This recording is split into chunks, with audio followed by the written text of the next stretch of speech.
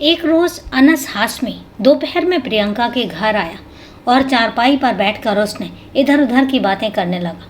तभी अचानक वह उसके पास आकर बोला, भाभी तुम जानती हो कि तुम कितनी सुंदर हो। अनस हाशमी की बात सुनकर पहले तो प्रियंका चौंकी और उसके बाद हंसकर बोली, मजाक अच्छा कर लेते हो। नहीं भाभी, ये मजाक नहीं है, तुम मुझे सचमुच बहुत अच्छी लगती हो। तुम्हें देखने को दिल चाहता है, तभी तो मैं तुम्हारे यहाँ आता हूँ।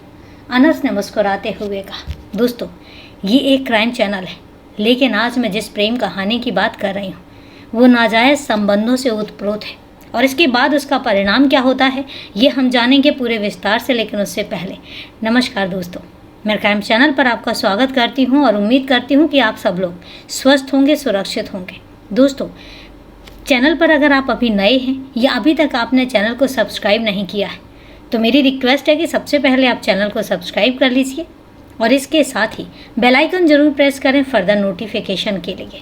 और इसके साथ ही कहानी में लास्ट तक बने रहें और कहानी के बारे में आपकी क्या राय है कमेंट करके ज़रूर बताएं। तो चलिए दोस्तों, आपका समय नहीं लेते हैं और जानते हैं कि आज की पूरी कहानी आखिर है क्या। अनस की बात सुनकर प्रियंका के माथे पर बल पड़ गए। उसने कहा, तुम ये क्या कह रहे हो अनस, क्या मतलब है तुम्हारा? कुछ नहीं भाभी, तुम यहाँ बैठो और यह बताओ कि भाईजान कब तक आएंगे? उन्हें छुट्टी कहाँ मिलती है? तुम सब कुछ जानते तो हो, फिर भी पूछ रहे हो? प्रियंका ने थोड़ा गुस्से में कहा।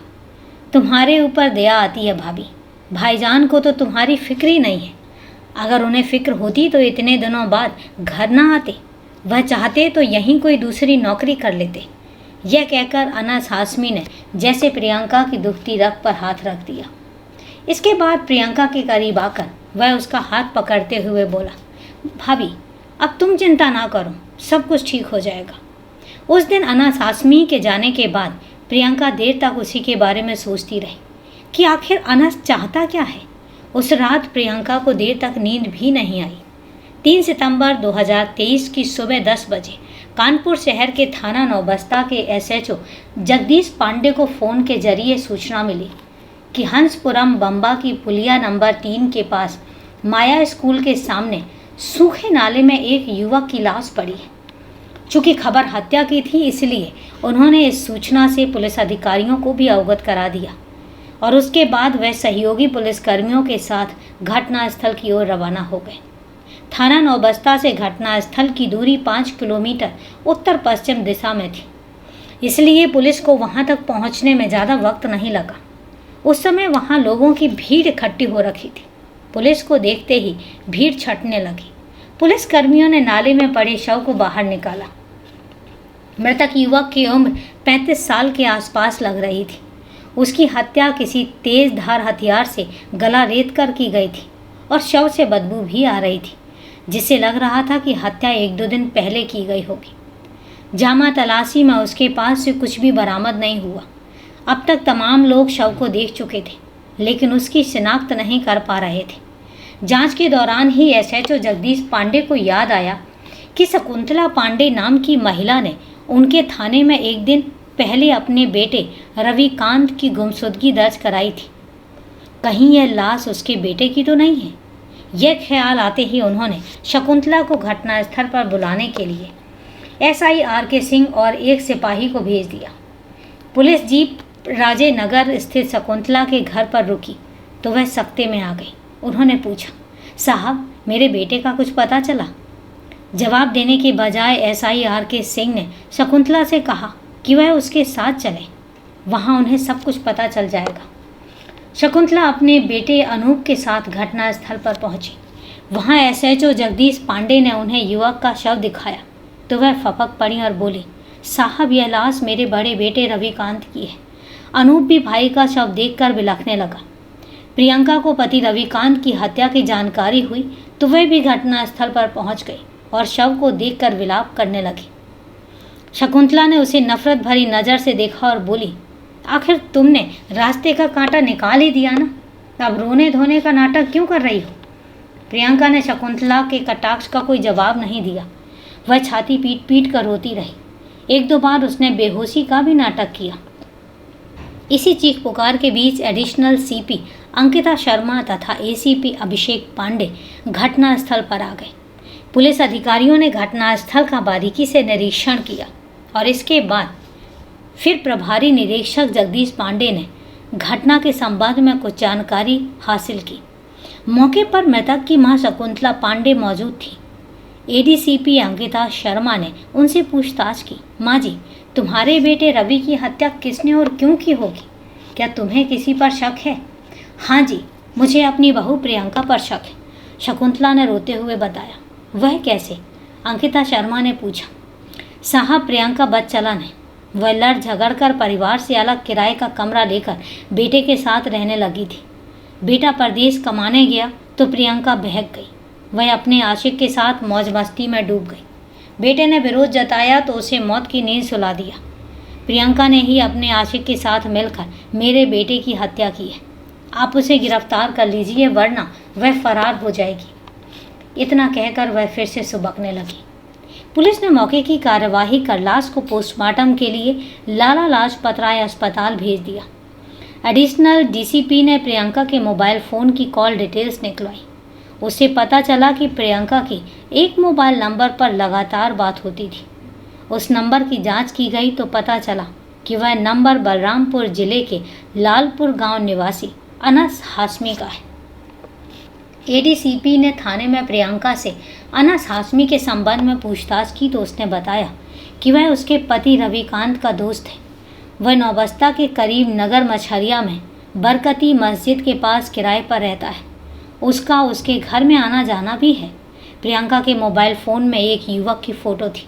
वह फ़ोटो जब प्रियंका के बच्चों को दिखाई गई तो उन्होंने बताया कि यह फ़ोटो संदीप मामा की है।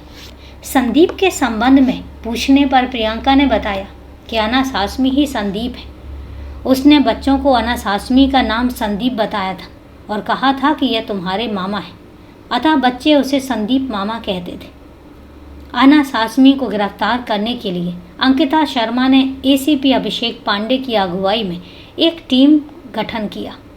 पुलिस टीम ने अनस हाशमी के कबीर नगर स्थित किराए वाले कमरे पर पहुंची, लेकिन उस कमरे पर ताला लटका हुआ मिला। पुलिस टीम जब वापस लौट रही थी तो फारूक अली गली के मोड़ पर पुलिस ने मुखबिर ने जीप रुकवाई और बताया कि अनस हाशमी बरकती मस्जिद में छिपा बैठा है और कुछ देर बाद वह अपने कमरे पर जाएगा। मुखबिर की इस सूचना पर पुलिस टीम सतर्क हो गई। रात 12 बजे के आसपास अनस हाशमी जैसे ही मस्जिद से बाहर निकला, पुलिस टीम ने उसे दबोच लिया और उसे थाने लेकर आ गई। 4 सितंबर 2023 की सुबह 10 बजे एडीसीपी अंकिता शर्मा ने अनस हाशमी से रविकांत की हत्या के संबंध में पूछताछ की। कुछ देर वह पुलिस को बरगलाता रहा, लेकिन सख्ती करने पर आखिर टूट गया और हत्या का जुर्म कबूल कर लिया। यही नहीं, उसने मृतक रविकांत का मोबाइल फ़ोन तथा हत्या में प्रयुक्त खून से सना चाकू भी बरामद करवा दिया। अनस हाशमी और प्रियंका से पुलिस ने विस्तार से पूछताछ की तो रविकांत की हत्या की जो कहानी सामने आई वह अवैध संबंधों की चाशनी में डूबी निकली।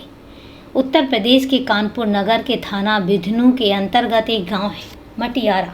इसी गांव में हरविलास शुक्ला अपने परिवार के साथ रहते थे। उनके परिवार में पत्नी सरला के अलावा 2 बेटियां राधिका व प्रियंका तथा एक बेटा शिव था। हरविलास किसान थे। वह अपने खेतों में सब्जियां उगाते थे और शहर कस्बे की मंडियों में बेचते थे। इससे होने वाली आमदनी से ही वह अपने परिवार का भरण पोषण करते थे। बड़ी बेटी का विवाह अब ओंक निवासी राधेश्याम तिवारी से कर चुके थे। राधिका से छोटी प्रियंका थी। वह भी जवान हुई तो उसके योग वर की खोज करने लगे और काफ़ी प्रयास के बाद उन्हें रविकांत पसंद आ गया। रविकांत के पिता राम बहादुर पांडे नौबस्ता के राजेनगर मोहल्ले में सपरिवार रहते थे। परिवार में पत्नी शकुंतला के अलावा 2 बेटे रविकांत, अनूप तथा बेटी सीमा थी। सीमा की शादी वो पहले ही कर चुके थे। बड़ा बेटा रविकांत एक इन्वर्टर बनाने वाली कंपनी में काम करता था। उचित घर-बार देखकर रामविलास ने प्रियंका का रिश्ता रविकांत से पक्का कर दिया और इसके बाद 8 फरवरी 2016 को उन्होंने प्रियंका का विवाह रविकांत के साथ कर दिया। खूबसूरत पत्नी पाकर रविकांत खुद को बहुत खुशकिस्मत समझ रहा था, जबकि अपने से अधिक उम्र का पति पाकर प्रियंका खुश नहीं थी। प्रियंका को यह बात हमेशा सालती रहती थी कि उसका पति उम्र में उससे काफ़ी बड़ा है। यही टीस कभी दर्द बन जाती तो कभी पति पत्नी में झगड़ा हो जाता। हालांकि लड़ाई झगड़ा रविकांत को पसंद नहीं था। शादी के 1 साल बाद प्रियंका ने एक बेटे को जन्म दिया। बेटे के जन्म से प्रियंका की सास शकुंतला भी खुश थी, लेकिन प्रियंका बेटे की परवरिश को लेकर चिंतित रहने लगी थी। दरअसल रविकांत को जो भी कमाता था वह माँ के हाथ पर रख देता था। प्रियंका को यह बात अखरती थी। वह चाहती थी कि पति जो पैसा लेकर आए उसे उसके हाथ में रखे ताकि वह बेटे की देखभाल ठीक से कर सके। प्रियंका को संयुक्त परिवार में रहना भी पसंद नहीं था, इसलिए वह घर में कलह करने लगी थी। किसी न किसी बात को लेकर वह हर रोज़ सास के साथ झगड़ा करती। वह पति को अलग रहने पर दबाव भी डालने लगी थी।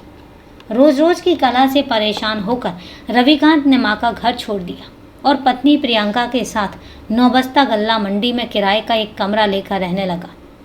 इसी बीच प्रियंका ने दूसरे बेटे को जन्म दिया। प्रियंका को आर्थिक परेशानी भी खलती थी। पति की कमाई इतनी नहीं थी कि वह बच्चों के साथ खुशहाल जिंदगी जी सके। रविकांत जिस इन्वर्टर कंपनी में काम करता था उसी में 20 साल का अनस हाशमी भी काम करता था। साथ काम करते करते दोनों में दोस्ती हो जाती है। अनस हाशमी मूल रूप से उत्तर भारत के बलरामपुर जिले के गांव लालपुर का रहने वाला था। रविकांत व अनस हाशमी खाने पीने के शौकीन भी थे और इसीलिए दोनों की महफिल जमती रहती थी।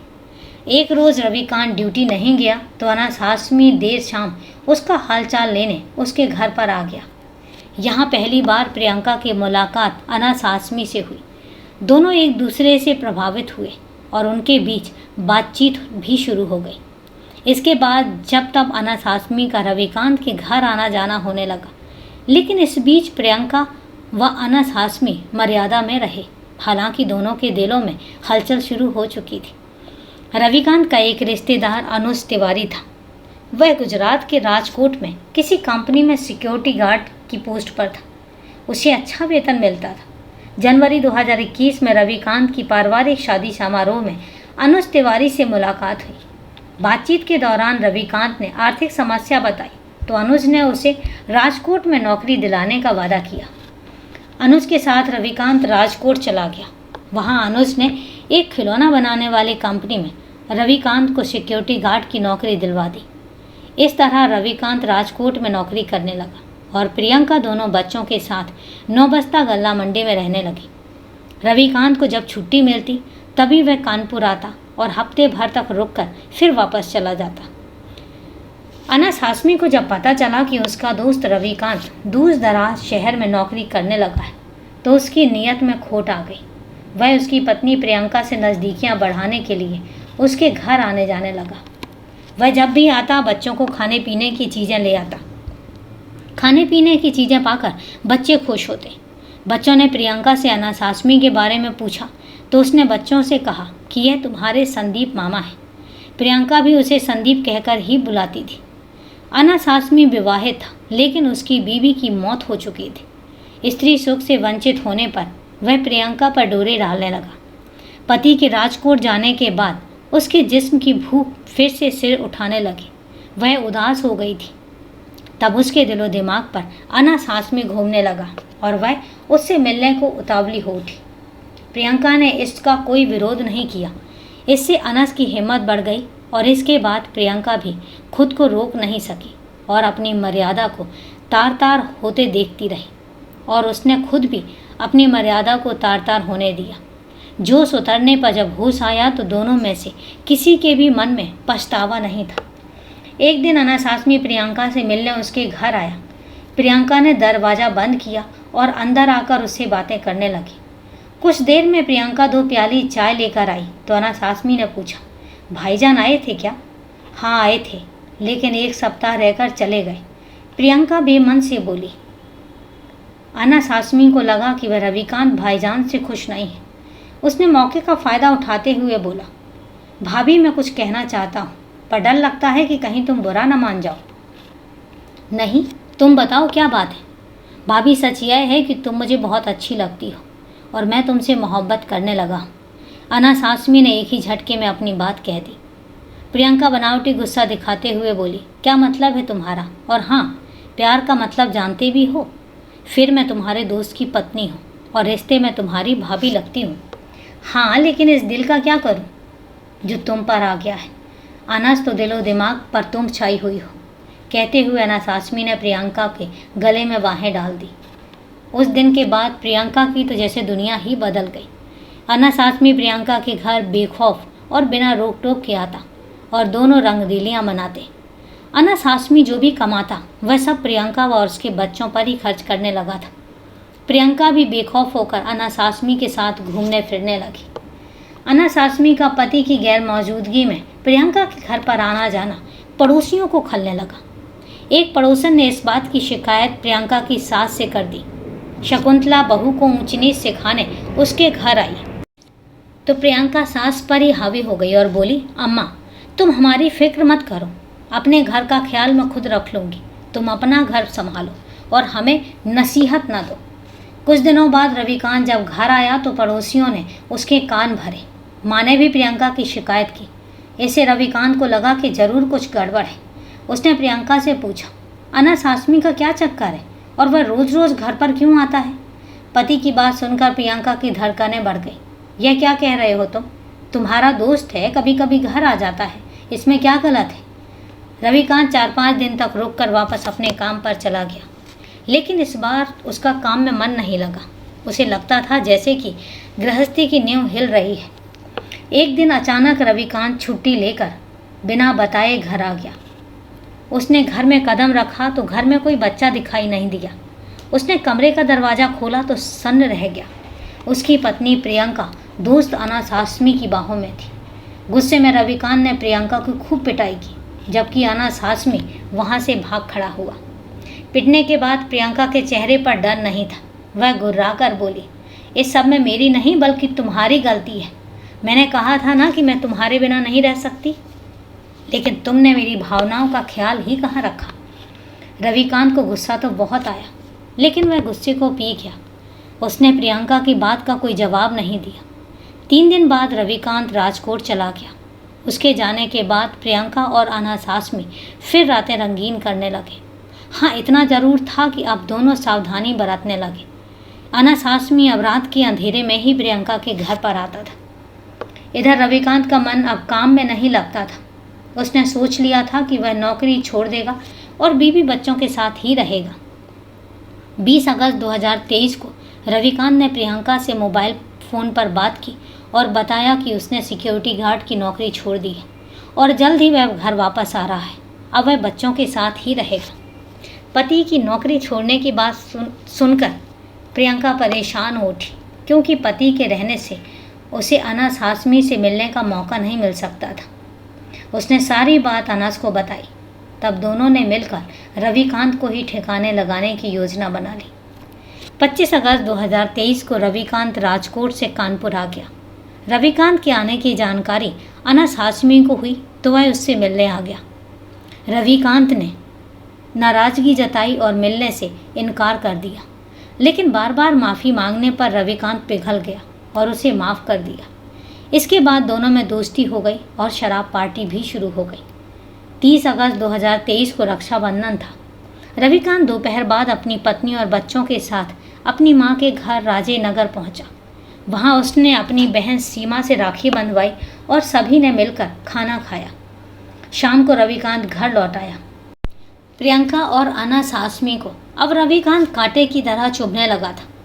वह उनके मिलने में बाधक लगने लगा था।